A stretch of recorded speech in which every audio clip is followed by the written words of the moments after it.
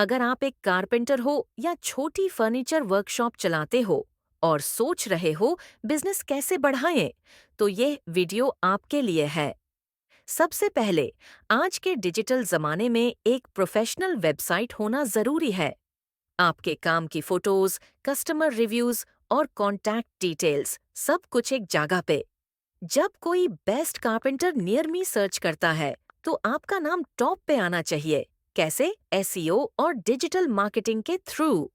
Digital marketing से आप Facebook, Google और इंस्टाग्राम पे लोकल कस्टमर्स को टारगेट कर सकते हो, और लीड जनरेशन के टूल से आपको मिलेंगे रियल कस्टमर्स डायरेक्ट फोन पे। अगर आप अपने कारपेंटर बिजनेस को ग्रो करना चाहते हो, तो फ्यूचर जेन एप्स आपकी हेल्प करेगा, वेबसाइट बनाने से लेके डिजिटल मार्केटिंग तक। तो देर किस बात की, आज ही अपने बिजनेस को डिजिटल बनाओ। Contact FutureGenApps. Let's build your digital shop today.